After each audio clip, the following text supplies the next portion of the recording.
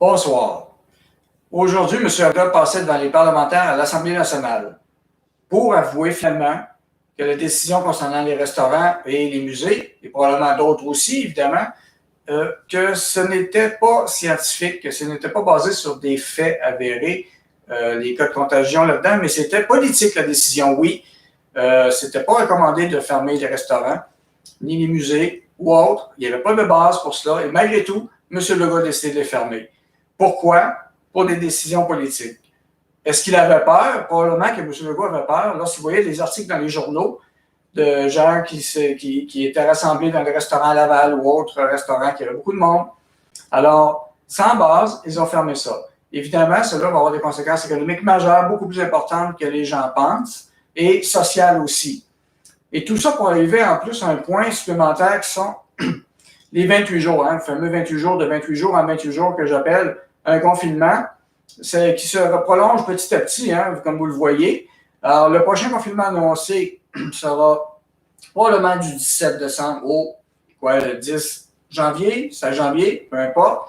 Donc, on y va comme ça, malgré que l'OMS a recommandé de ne pas confiner, que ce n'était pas une bonne mesure pour se battre contre le virus. Le confinement doit servir à se préparer. Ce qu'il devait faire au mois de mars, avril, mai. Le confinement, c'était pour ça, pour se préparer pour la prochaine vague. Et la prochaine vague, d'ailleurs, qu'on attend encore les études, à savoir quand est-ce que ça se termine, quand est-ce que ça commence. On n'a pas de données précises là-dessus. Encore, quels sont les critères? On veut savoir les critères, mais ça va être les comptes rendus absents aussi, M. Arruda l'a mentionné. C'était des décisions sans justification, sans base, peut-être autre qu'un journal sur un bureau.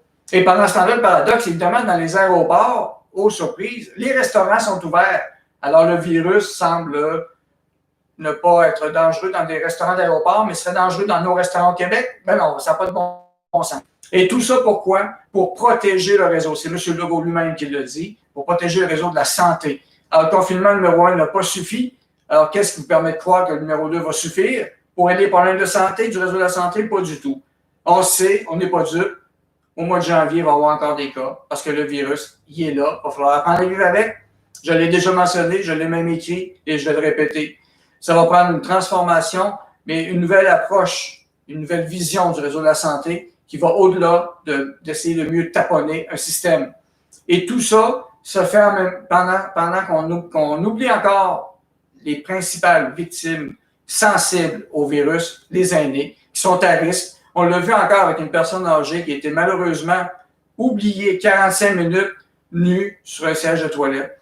Alors, pendant qu'on confine le reste de la province, les problèmes ne se règlent pas, ne se résoudront pas dans le réseau de la santé et ni dans les CHSLD.